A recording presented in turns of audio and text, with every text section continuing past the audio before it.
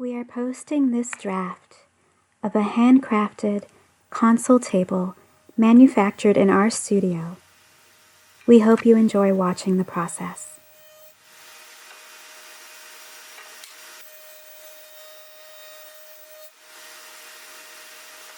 So you can see this is the color variation that we had in the other black walnut that we cut out, but we won't be able to do that here. So we're going to do the opposite. We're going to highlight it. So we're going to end up resawing this, book matching this, and we'll highlight this color variation. So this will be the bottom shelf, and it will be narrower. It'll be about 12 inches. So this is 7 inches wide. We've got some crap we got to cut off here, so we're going to lose a bit. And it's going to be end up being pretty thin as well, because this is 1.5 inches, and we're going to resaw it, so it's going to be less than 3/4 inch, which I'm okay with for the bottom shelf, and it may be the same for the top, because we've got only a couple pieces to work with. So I'm going to joint an edge at 90 degrees to the face, and then we'll plane it just roughly so we can get an idea of where we need to cut it to be in the middle, and then resaw it on the bandsaw.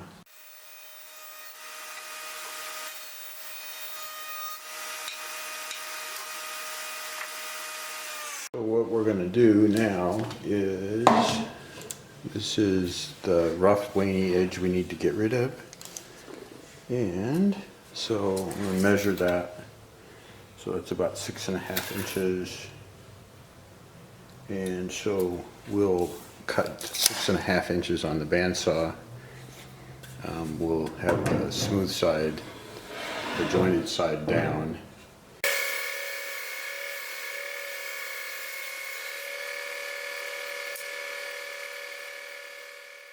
So I resawed a piece of scrap, and you can see the blade's still plenty sharp, going slow in the black walnut. So it only took 30 thousandths of an inch away, which is good. Because this piece, by the time we got it just roughly parallel, so we still got some rough stuff on the edges, which I'll deal with later somehow. It's only 1.3 inches. So if we're really lucky, we'll get 5/8 of an inch, which is pretty thin, but for the bottom shelf, I'm willing to take that risk.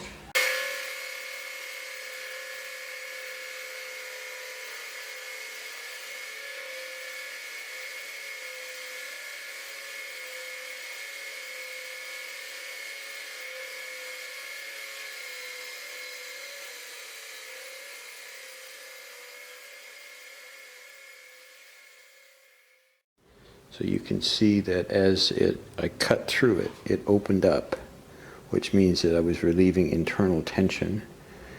So the bottom piece looks like it's pretty flat still, but this top piece is definitely not.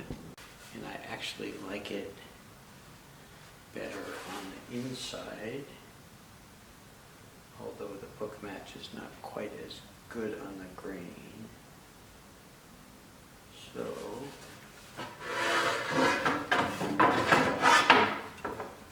the wood will always tell you which way to do it. So that's the way to do it, to have the sapwood on the outside, which actually works because we're going to trim it down probably to 12 inches, and right now it's 13. So we can lose 1/2 inch at each of that. Assuming, of course, that we get it so it's remotely flat enough to use. Let's see what the thickness of the inner of the two pieces is. So it's still just slightly over 5/8, which is what I hoped.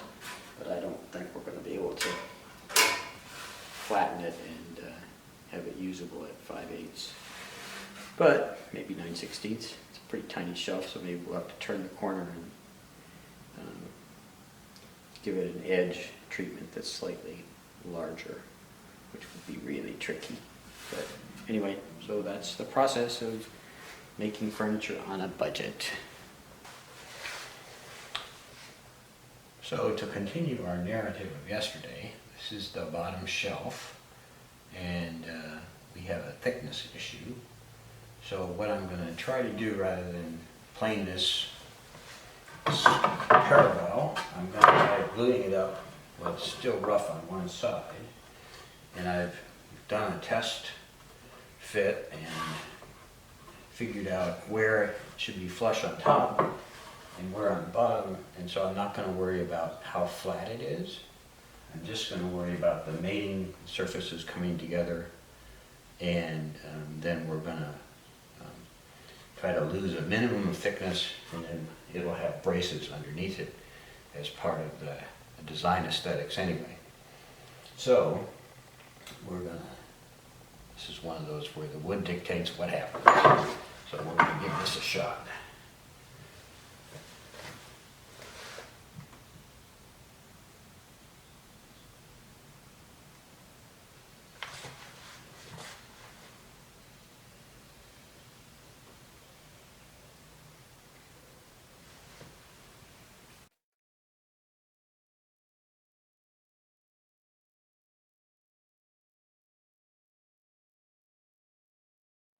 Continuing saga of this little console table. These are going to be the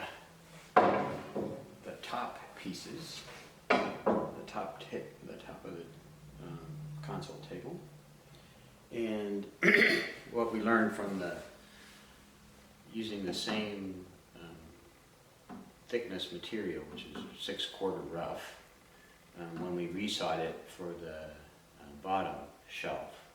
There's just not enough thickness. It's okay for the bottom shelf, but I don't want the top of the table to be that thin. Visually, it would be disturbing to me. So we're not going to resaw and book match. We're just taking the same board, cut it in two.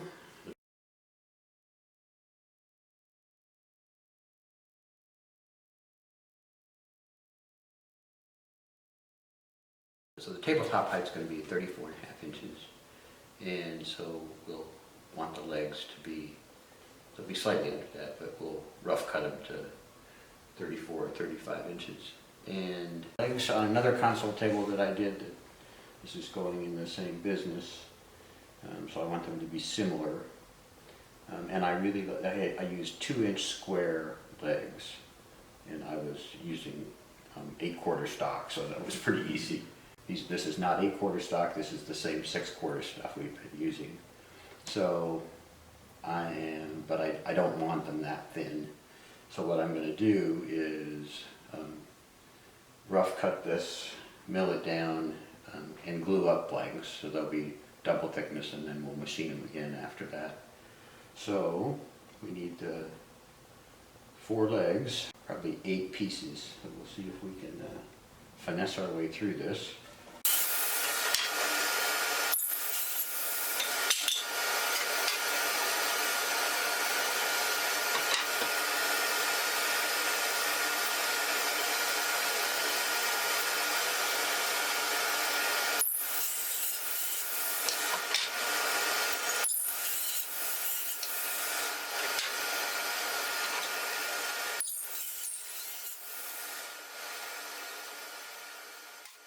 We ripped all these down to 2 1/4 inches wide. I try to follow the rule of get them ripped in rough to close to the final dimensions, because then you have a lot of the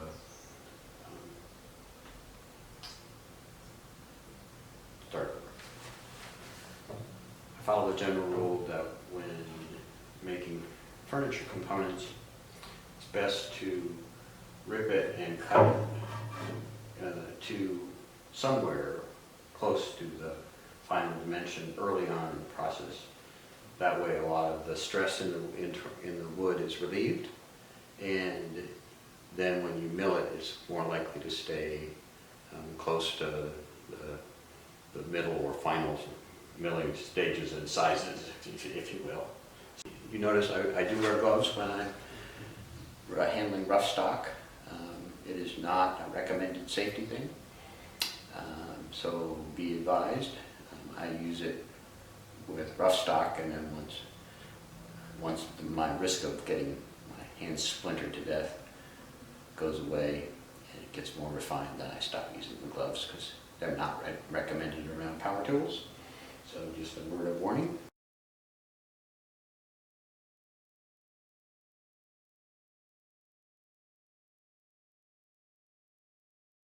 Every piece is not flat, of course, the whole reason that we use the joiner. So there's a big bow on this one, and if you can see that it's all consistent all the way through, so it's basically an arch, and if you try to joint it this way, it will rock and it'll be much harder to get flat. So generally when you have that situation, you look for where the arc is down, and then that gets run through, and it'll take off a bit here and a bit here. We've set the depth of cut on this, so it's pretty deep, so that it'll only take a couple of passes.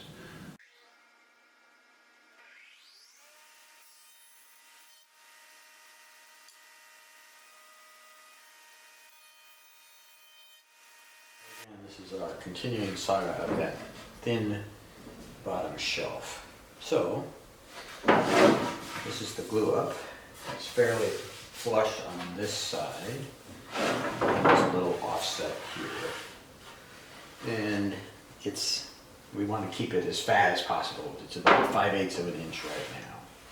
So there's about, if we put a straight edge on it and measure it, it's about 1/8 of an inch out flat.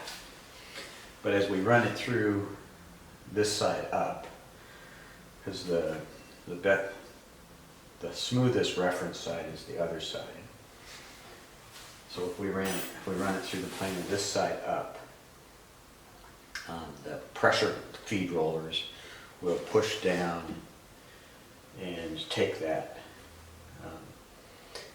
dip and cup out of the length of the board.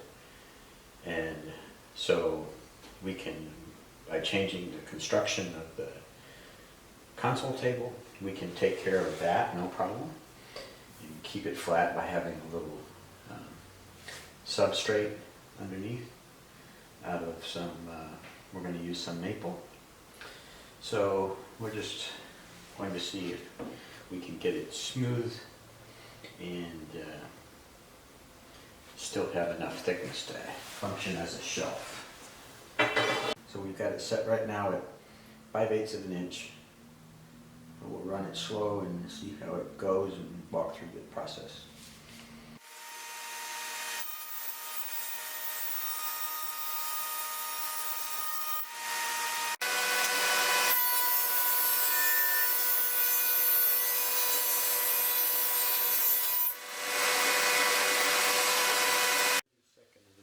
Under 5/8, and you can see that it's fairly flat. All of the roughness from the bandsaw is gone. The two pieces made up pretty well together.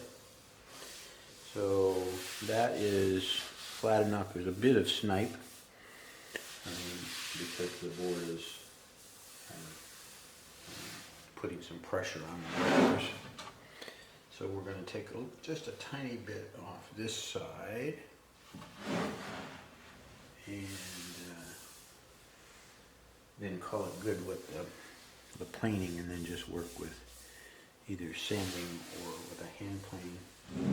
So as you work through the planing through the material, the the intermix of the sapwood and the dark walnut changes.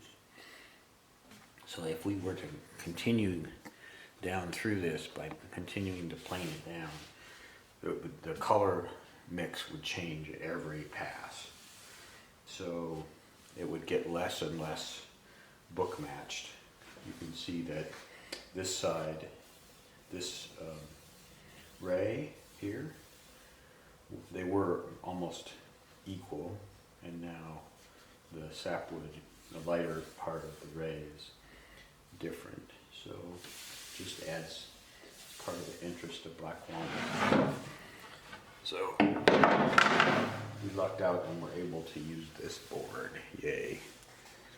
So these are the two pieces for the top. So we kind of got lucky here.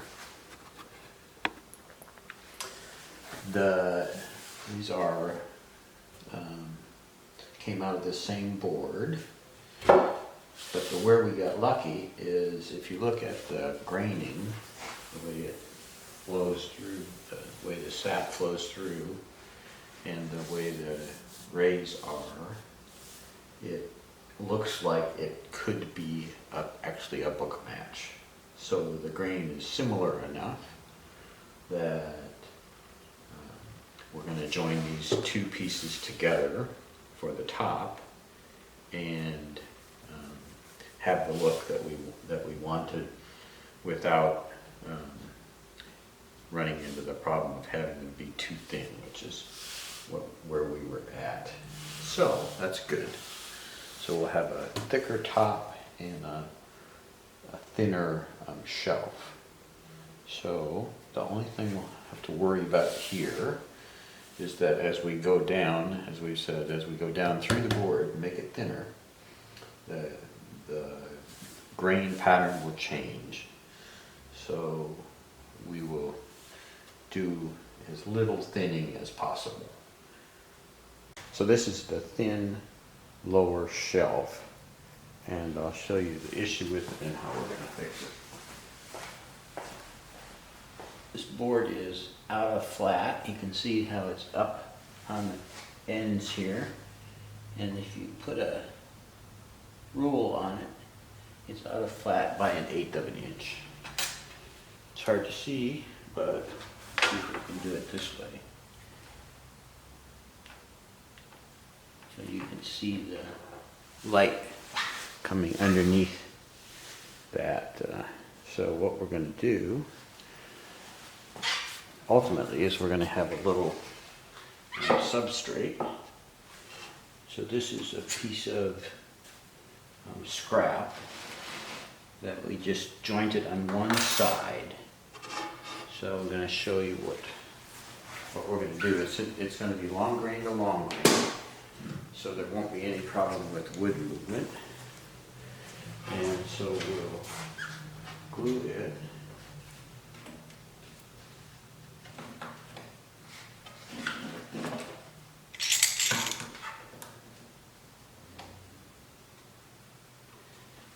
So there's just one clamp, and takes the length of the piece. And so now let's see how we can show the difference.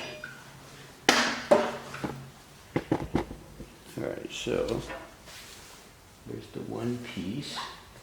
And we gotta make sure that this clamp is doing its job here because it's offset a little bit.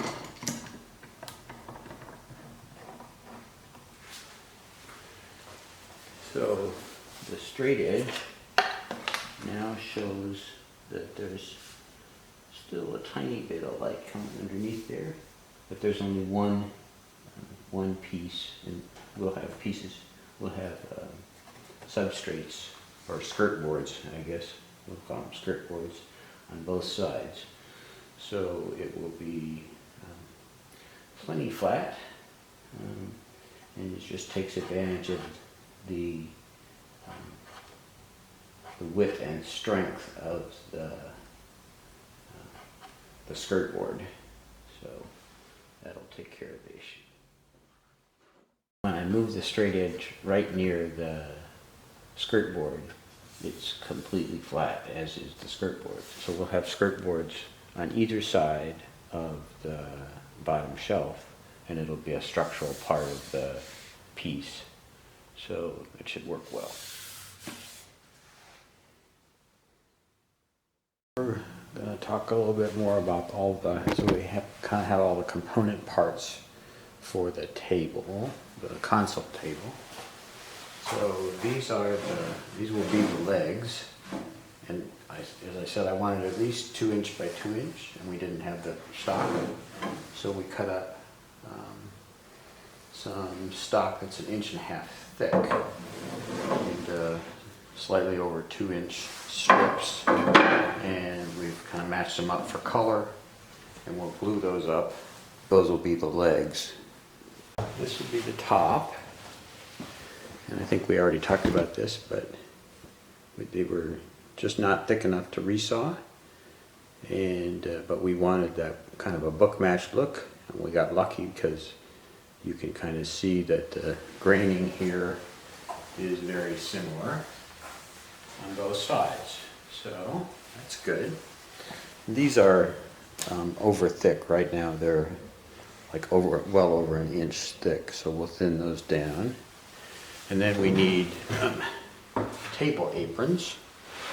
The rear one, this console table goes up against a wall, so the back side we're going to not use the fanciest material.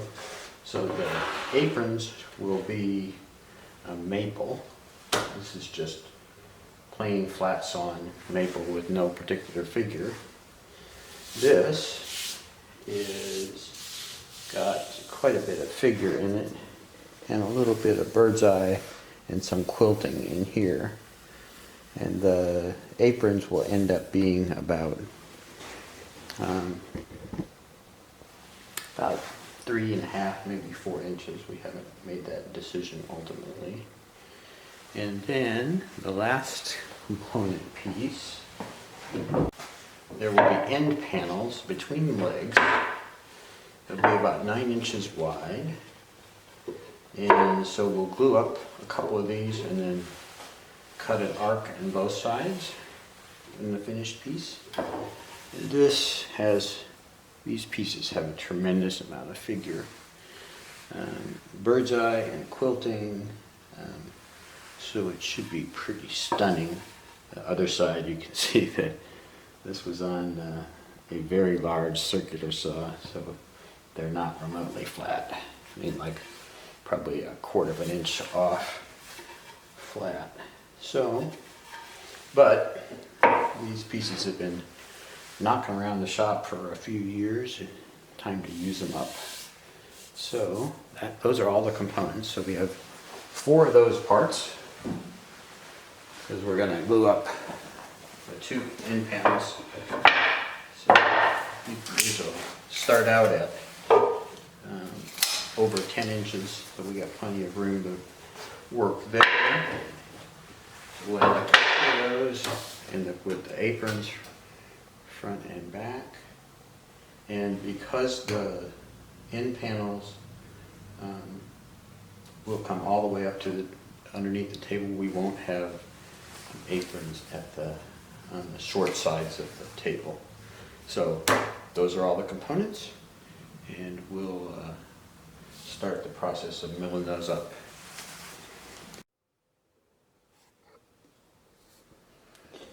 So we are not going to show the whole milling process here, but I wanted to walk through just this one process here. So this is one of the boards, the figured boards, that's going to be part of the end panel. And you can see how this was on the outside of a big saw cut. You can see how big these how big the circumference of the saw blade was, and it also slopes significantly. Let's see what the difference is. So in the center of this piece of maple, it's almost 1.25 inches so almost 5/4. And at the edge, it's, well, it's not actually as much as I thought, but it's almost a 1/4 of an inch down. We're going to lose quite a bit, but we'll make it flat. You can also see that it rocks considerably.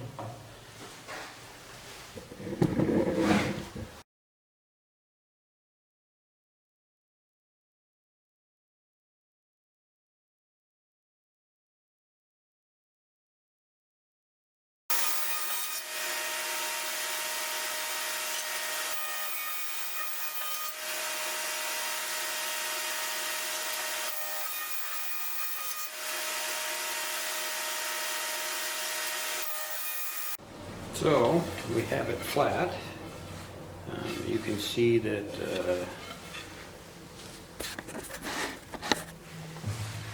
the figure on this side is very much different than the figure on this side. There's very little of the bird's eye on this side. So if that, you can see from the end grain that we will lose a bunch of this darker color when we machine it down a little bit further. But anyway, so we went from like 1.25 inch rough to this is just slightly over 7/8 of an inch. And now we're going to have to make decisions about which the grain, the figured grain, which side out it's going to, which side it's going to be.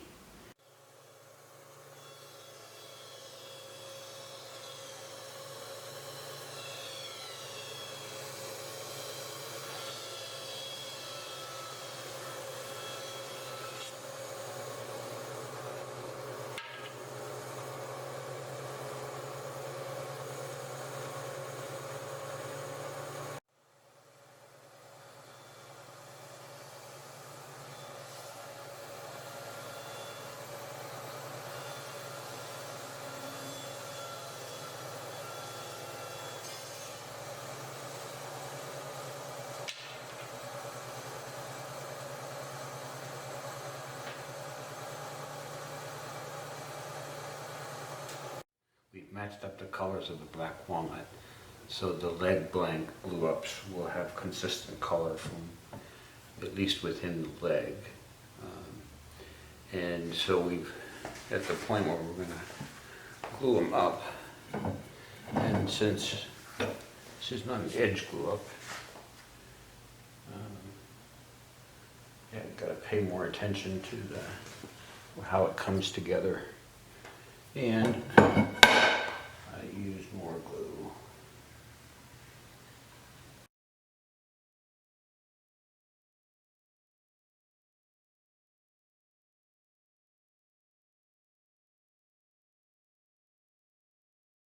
So these are the glued up leg blanks. So we're going to run them and make sure that this glue line seam is tight enough to meet our quality standards here. So we'll do that now.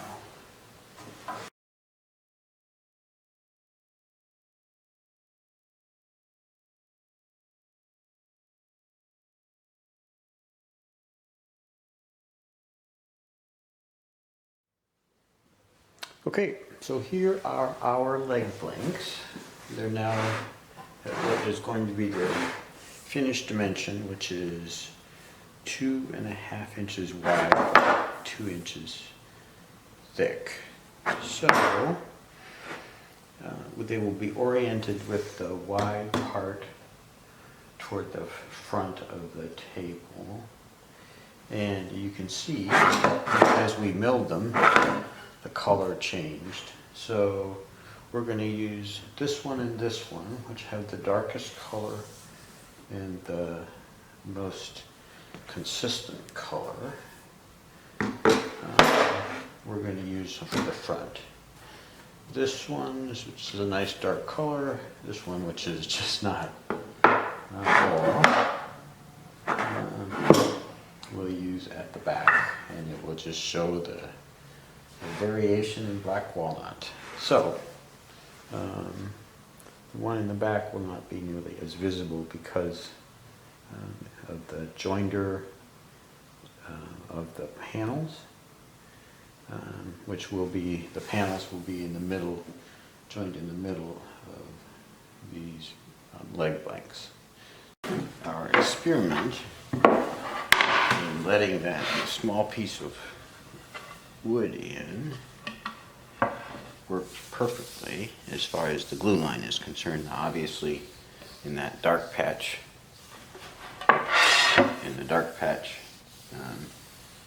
there's a slight bit of difference and variance, but this is the B side, and it has the darker patches anyway. But I don't know how well you can see this, but the glue line is absolutely perfect. So that worked well. We saved this piece from the scrap heap, and so that's good. So those are the two pieces, and now we're going to make a template and do cut an arc in both sides. So we have a little waist in this, is in W-A-I-S-T. So that'll be good. So we're making progress.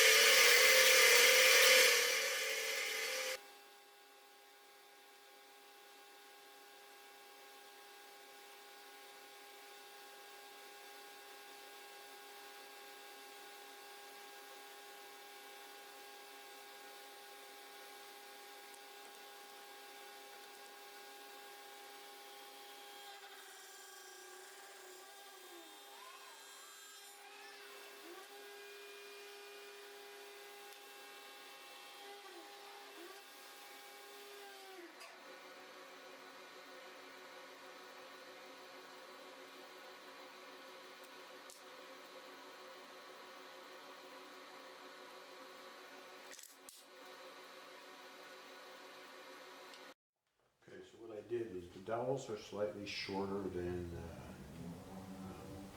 both holes put together by 1/8 of an inch or so. And so when the dowels inserted, there was glue in the bottom, which is what I wanted here, of the shelf. So that's great, but the dowels may not have fully contacted the glue, because I want it to be forced up through those grooves. So what I'm going to do is I've switched all the clamps, so I'm going to rotate it so it's standing on its legs. It'll be heavy, and that way the glue will drain down and coat those dowels. So this also gives us a good alternative view of how well the joints came together. And although nothing is perfect, it's pretty close. So hopefully in 3 hours we'll take these off and there won't be any creaks or cramps or rattles showing that we've had any little glue failure. The last step here is to locate the top on the framework. So we're going to do the same thing with the top that we did with the bottom, which is to use dowels. So we've made some router holes in the top rails, and we've used these dowel centers, and we've located the top on it and tapped it down so it's made some very tiny little impressions there. And